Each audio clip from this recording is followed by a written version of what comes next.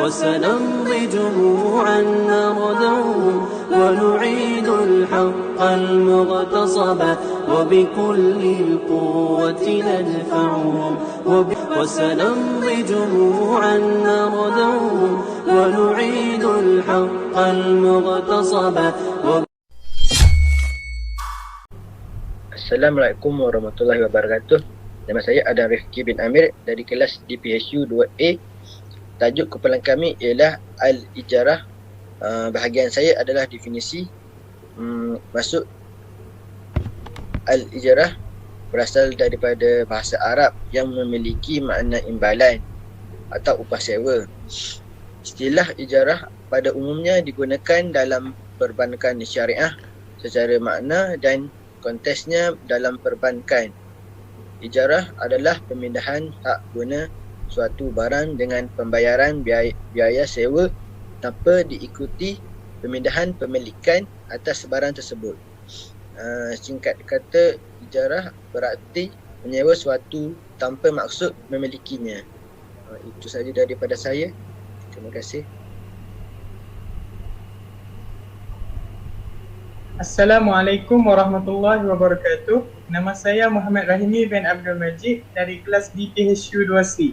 Saya akan menerangkan dalil yang berkaitan dengan Al-Ijarah. Dalil yang pertama dari firman Allah Subhanahu wa taala, A'udzubillahi minasyaitonir rajim. Qalat ihdahuma ya abati istajir. Inna khayra man istajartal qawiyyul amin. Qala inni uridu an أنكحك إحدى ابنتي هاتين على أن تأجرني 8 حجاج فإن أتممت 10 فمن عندك وما أريد أن أشق عليك ستجدني إن شاء الله من الصالحين. Firman Allah ini dari surah Al-Qasas ayat 26 dan 27. Ayat ini berkaitan dengan sebuah kisah yang berlaku pada zaman Nabi Musa alaihissalam dan berlaku kepada dirinya sendiri, iaitu dalam perjalanan Nabi Musa alaihissalam ke sebuah negeri di tanah Arab, iaitu negeri Madian. Setibanya beliau tiba di negeri Madian, beliau ternampak sekumpulan orang kampung yang berada di sebuah perigi untuk mengambil air supaya memberi minum kepada ternakan mereka.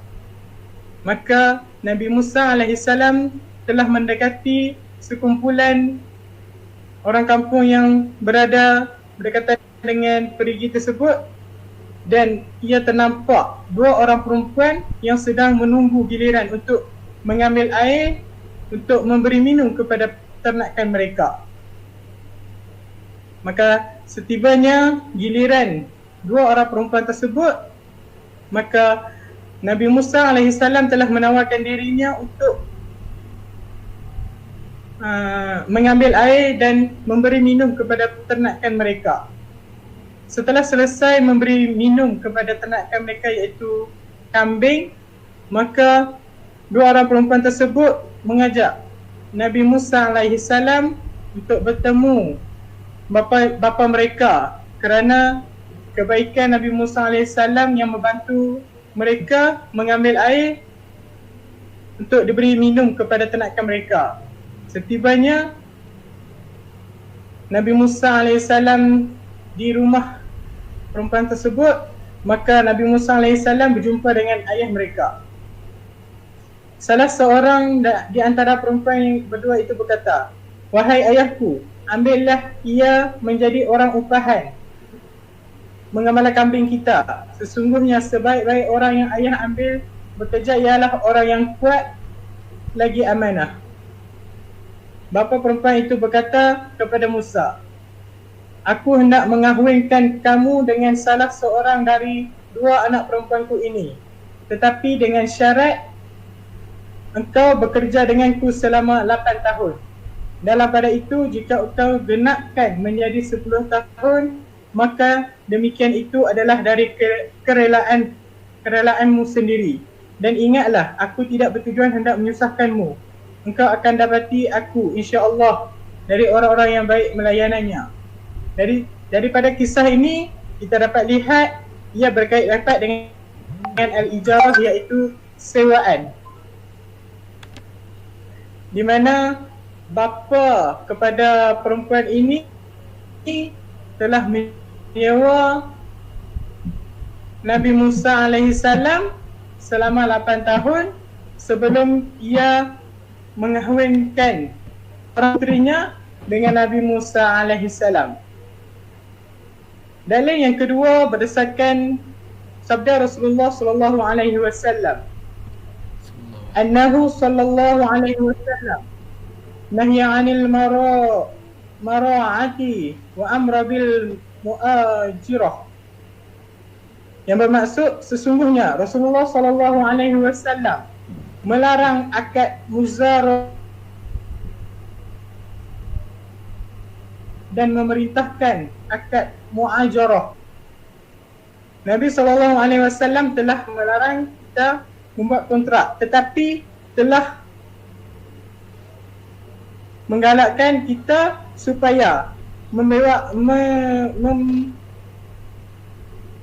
telah menggalakkan kita membuat sewaan, iaitu al-ijarah. Manakala dalil yang ketiga daripada sabda Rasulullah sallallahu alaihi wasallam, annahu sallallahu alaihi wasallam qala a'tawal ajiru ajratahu qabla an yajifu arafah, yang bermaksud sesungguhnya Rasulullah sallallahu alaihi wasallam bersabda, berikanlah upahnya buruh sebelum kering keringatnya, iaitu al-ijarah ini yang bermaksud sewa. Apabila kita menyewa sesuatu, maka kita haruslah menyelesaikan kewajipan kita sebelum keringatnya habis. Itu sekadar itu saja daripada saya. Saya serahkan yang pembentang seterusnya. Okey, terima kasih kepada saudara Rahimi. Assalamualaikum warahmatullahi wabarakatuh. Nama saya Muhammad Haikal Daniel bin Rosli daripada kelas DPSU 2A. Saya akan menceritakan tentang rukun dan syarat sewa. A'udzubillahi minasyaitonirrajim. Bismillahirrahmanirrahim. Rukun dan syarat sewa terbahagi kepada dua rukun. Rukun yang pertama mempunyai dua syarat. Rukun pertama, dua pihak yang berkontrak, iaitu pemilik perkhidmatan, manfaat dan penyewa. Syaratnya ialah kedua pihak mestilah baligh dan berakal. Yang kedua, kedua pihak juga mestilah bukan orang yang membabitkan harta. Rukun yang kedua pula iaitu sigah kontrak, penawaran dan persetujuan. Penawaran dipanggil ijab. Apa jua lafaz yang dilahirkan oleh pemilik perkhidmatan adalah ijab. Contoh lafaznya, lafaz penawaran haruslah menunjukkan bahawa perkhidmatan tersebut adalah miliknya. Contoh lafaz secara langsung, saya sewakan barang ini. Secara tidak langsung, tinggallah di rumah saya selama setahun dengan bayaran RM50. Persetujuan pula bermaksud qabul. Apa jua lafaz yang lahir daripada penyewa yang menunjukkan persetujuan untuk memiliki khidmat dan ia difahami dengan jelas. Contoh persetujuannya, saya setuju. Syarat sigah kontrak, persetujuan dan penawaran mestilah selari. Contoh, pemilik berkata, saya sewakan rumah ini dengan bayaran 400 sebulan. Penyewa menjawab, saya terima dengan bayaran 300 sebulan. Keadaan ini menunjukkan persetujuan tidak wujud kerana penawaran dan persetujuan tidak selari. Yang kedua, tidak wujud jurang masa yang lama antara penawaran dan persetujuan. Jurang masa tersebut sama ada diselangi oleh diam atau oleh percakapan yang asing yang tiada kena-mengena dengan kontrak. Yang ketiga, ianya tidak bersyarat. Contoh, jika Zaid datang, saya akan sewakan kepada anda dengan bayaran. Rukun yang ketiga, iaitu perkhidmatan. Yang pertama, perkhidmatan mestilah mempunyai ahli. Perkhidmatan tersebut diterima dan diperlukan menurut syarak dan uruf. Uruf bermaksud amalan kebiasaan orang ramai. Contohnya, saya sewa rumah untuk didiaminya. Jika khidmat tersebut tidak bernilai menurut syarat, bayaran tersebut dianggap sia-sia dan membazir. Contohnya, tidak sah penyewaan peralatan yang melalaikan kerana penggunaannya diharamkan. Yang keempat, tidak sah menyewa anjing untuk memburu atau mengawal kerana binatang tersebut tidak bernilai menurut syarak. Yang keempat, tidak sah mengupah seseorang bercakap tanpa henti walaupun tujuannya untuk melariskan perniagaan. Yang kedua, pemilik perkhidmatan mestilah mampu menyerahkan perkhidmatannya supaya penyewa boleh menggunakannya. Jika pemilik tidak mampu menyerahkan khidmat secara fizikal atau syarak, maka penyewaannya tidak sah. Tidak sah menyerahkan barangan yang telah dirampas. Yang kedua, tidak sah menyewakan kereta yang hilang. Dan yang ketiga, tidak sah menyewakan tanah untuk tujuan pertanian tetapi tiada sumber air yang tetap. Contoh penyewaan yang tidak dibenarkan kerana khidmatnya tidak boleh diserahkan dari segi syarak ialah mengupah wanita dalam haid atau nifas untuk berkhidmat dalam masjid. Jika wanita yang diupah dalam keadaan haid tetapi tidak di dalam haid, maaf saya, dia tidak di dalam haid, kemudian dia datang haid. Jika dia melakukan kerja itu, dia berdosa dan tidak berhak mendapat upah. Kerana tidak sah mengupah wanita yang berkahwin untuk tugas menyusu atau suatu khidmat tanpa kebenaran suaminya. Dan tidak sah mengupah seorang wanita melakukan suatu kerja yang memerlukannya bermusafir tanpa ditemani oleh suaminya, atau kerja yang memerlukan dia bersendirian dengan lelaki yang tidak dia dikenali. Yang ketiga, khidmat diperolehi oleh pengupah, bukan oleh orang yang diupah. Tidak sah mengupah seseorang melakukan ibadat yang memerlukan kepada niat dan tidak boleh diwakilkan kepada orang lain seperti solat dan puasa. Dalam keadaan ini, pahala menjadi orang yang diupah, bukan orang yang mengupah. Walau bagaimanapun, bagi syarat ibadat haji, ini boleh diwakilkan kepada orang lain walaupun ibadah itu memerlukan niat, atau puasa bagi orang yang telah meninggal dunia. Jika pada dasarnya ibadat tersebut tidak diwajibkan, pengupahan adalah sah. Contoh, mengendalikan jenazah, mandikan jenazah, mengkafankannya serta kebumikan, dan juga melaungkan azan. Yang keempat, khidmat disewa bukan tujuan mendapatkan barangan.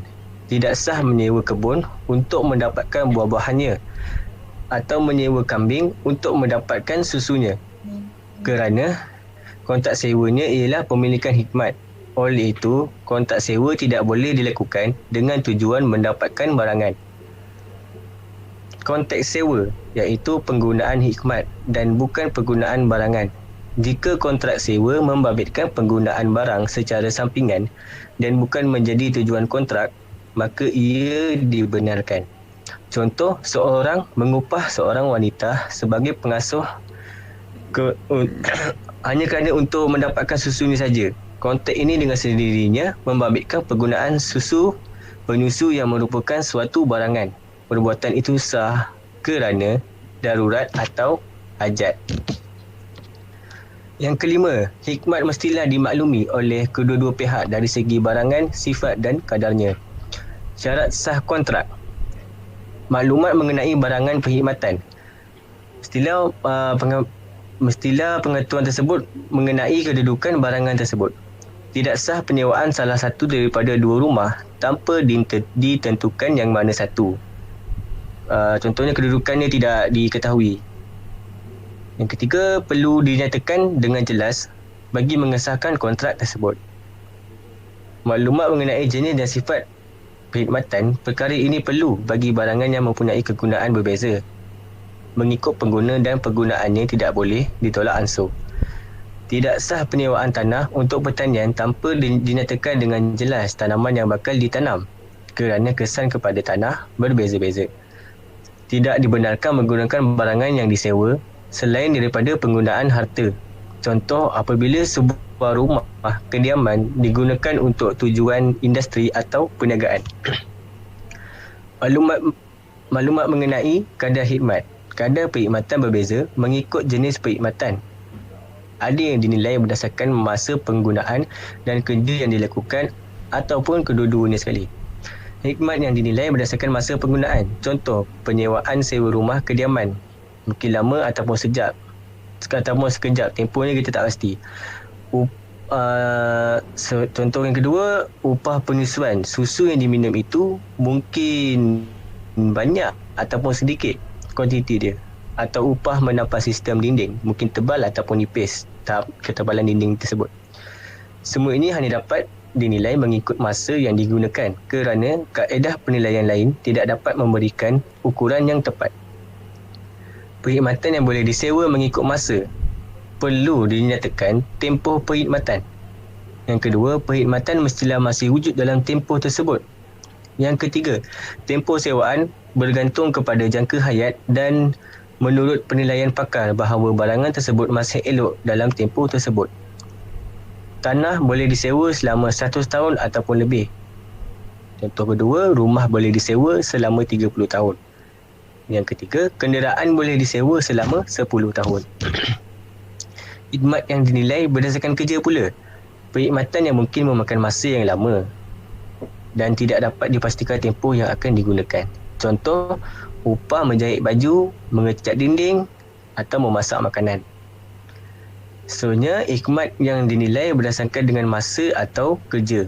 Contohnya, mengupah seseorang menjahit selama sehari atau mengupah tukang jahit menjahit sehelai baju.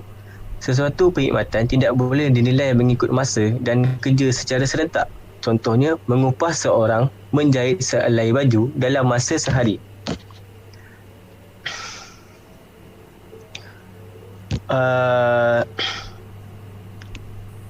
Itu saja daripada saya. Sekian, terima kasih. Assalamualaikum warahmatullahi wabarakatuh.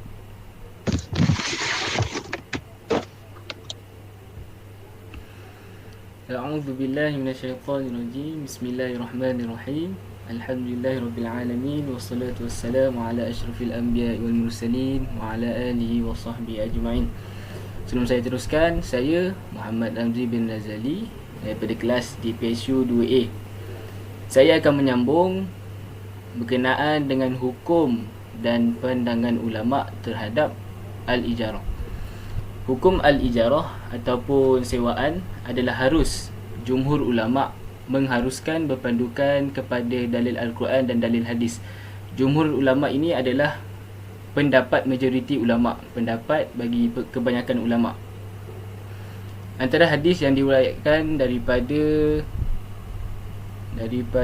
Abu Hurairah radhiyallahu an, maksudnya Rasulullah sallallahu alaihi wasallam melarang daripada meletakkan dua harga akad dalam satu sirah. Namun begitu, hadis riwayat Al-Imam An-Nasa'i. Namun begitu, jika ditawarkan dua harga kontrak dalam dua sirah, akad berbeza bagi satu barang, sama ada secara tunai ataupun ansuran, maka hukum tawaran itu adalah harus dan sah jika pembeli memilih salah satu daripadanya. Contohnya, aku tawarkan kau untuk membeli tanah ini dengan harga 1,000 tunai, ataupun aku tawarkan kau untuk membeli tanah ini dengan harga 2,000 secara ansuran. Berhubung dengan soalan di atas, jika dua harga itu dalam kontrak yang sama, maka batallah kontrak itu. Manakala jika dua harga itu bagi dua kontrak yang berbeza, maka dibenarkan dan sah salah satu kontrak tersebut. Okey, pandangan ulama. Ulama telah berbeza pendapat berkaitan dengan sifat akad ni. Ada yang menanyakan, adakah ia bersifat mengikat ataupun adakah ia bersifat mengikat kedua pihak ataupun tidak. Ulama Hanafiyah berpendapat bahawa kontrak al-ijarah bersifat mengikat, namun ia boleh dibatalkan oleh mana-mana pihak apabila terdapat perkara menghalang kontrak tersebut daripada dilaksanakan. Dia mengikat dan dia boleh dibatalkan. Lain pula bagi jumhur ulama yang mengatakan akad al-ijarah bersifat mengikat, kecuali ada kecacatan atau barangan tersebut tidak boleh dimanfaatkan. Akibat daripada perbezaan ulama ini terlihat dalam kes apabila salah seorang daripada individu yang mana ia meninggal dunia. Salah seorang daripada yang melakukan sewaan itu meninggal dunia. Ulama Hanafiah berpendapat kontrak al-ijarah terbatal kerana terdapat halangan. Namun bagi jumhur ulama, kontrak tersebut tidak terbatal, malah ia boleh diwarisi. Itu saja daripada saya. Terima kasih. Okey, seterusnya adalah aplikasi ijarah dalam produk pembiayaan Islam. Saya perkenalkan diri saya. Nama saya Akmal Danish bin Nazri daripada kelas di PHU 5J. Pembiayaan ijarah secara umum merupakan kontrak persetujuan dua pihak. Satu pihak menikmati hak manfaat suatu aset, satu pihak lagi menerima bayaran atas manfaat itu.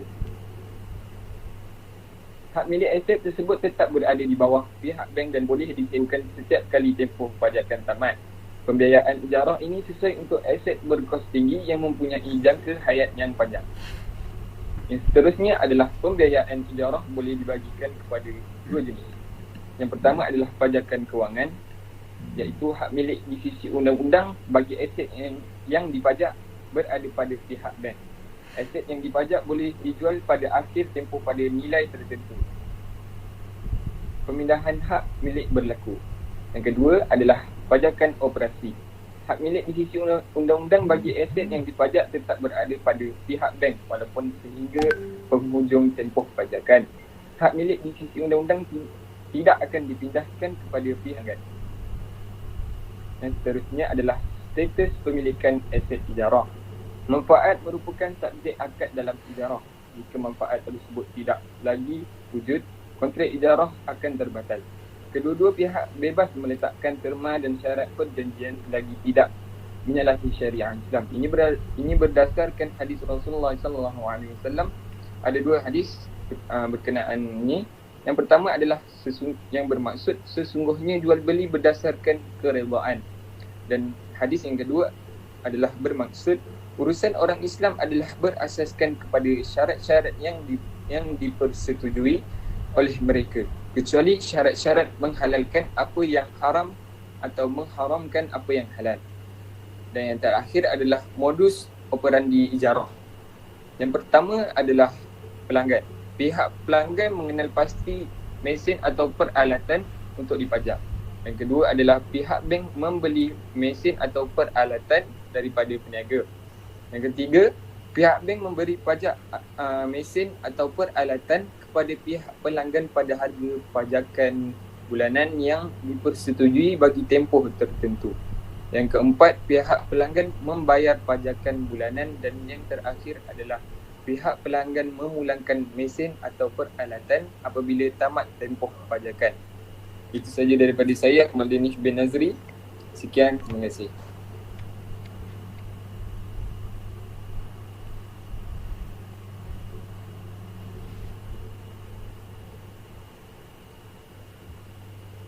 Akwat. Sila. Okey, Assalamualaikum warahmatullahi wabarakatuh. Nama saya Abdul Muhaimin bin Muhammad Sulaiman. Saya dari kelas di PHU 2A. Okey.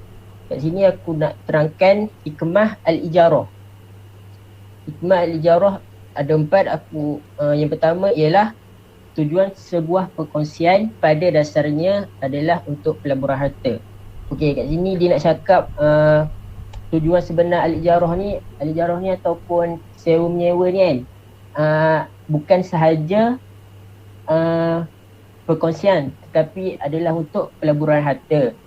Okey, hikmah yang kedua, ia juga dapat mewujudkan amalan tolong menolong sesama anggota masyarakat. Okey, selain daripada perkongsian pelaburan harta ni, al-ijarah ni juga boleh mewujudkan amalan tolong menolong. Sebabnya seseorang contohnya seseorang tu bagi kita sewa barang orang kan. Lepas tu pakai benda tu dengan baik, sebabnya orang tu dah bagi kita sewa, lepas tu kita kena jaga barang tu. Lepas tu dengan itulah wujudnya amalan tolong menolong itu. Okey. Hikmah yang ketiga, ia mewujudkan suasana saling lengkap melengkapi dengan memanfaatkan segala keupayaan. Okey. Contohnya orang tu dah bagi kita sewa kan, orang bagi kita pakai semua, so kita kenalah manfaatkan benda tu, kena jaga elok. Lepas tu manfaatkan sedaya upaya kita dengan jaga benda tu lah, dengan jaga benda tu. Sebabnya orang dah bagi kita sewa kan, kita kena jaga benda tu baik-baik macam tu lah. Okey, yang keempat, hikmah yang keempat, ini juga dapat dicapai dengan menggabungkan mereka yang mempunyai banyak harta tetapi kurang berkemahiran. Okey, contohnya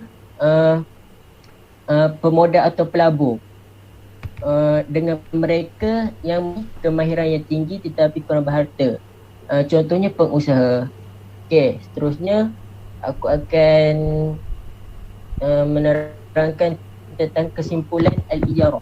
Okey, setelah apa yang telah dibahaskan iaitu berkaitan akad sewa menyewa di atas, apa yang aku dapat simpulkan adalah suatu perjanjian atau kesepakatan di mana penyewa harus membayarkan atau memberikan imbalan atau manfaat dari benda atau barang yang dimiliki oleh pemilik barang yang dipinjamkan. Okey, selain daripada itu, hukum sewa menyewa ni terutama sekali dalam kehidupan seharian adalah dibolehkan menurut syariat Islam berdasarkan dalil Al-Quran dan hadis, dan juga perbahasan para ulama, terutamanya sekali perbahasan menurut mazhab Syafi'i. Okey, terakhir antara lainnya pula, transaksi sewa menyewa juga sangat dianjurkan oleh Islam kerana di dalam setiap transaksi di antara orang yang menyewa itu dan memberi sewa mengandungi unsur tolong menolong dan bantu membantu. Okey, sekian itu sahaja daripada saya. Assalamualaikum warahmatullahi wabarakatuh.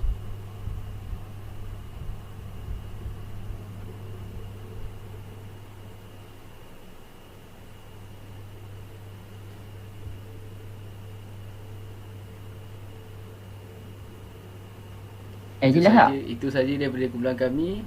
Yang baik datang daripada Allah, yang kurang dan lemah daripada kami sendiri.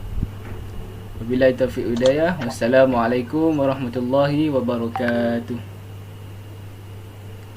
Waalaikumsalam warahmatullahi wabarakatuh. Bye.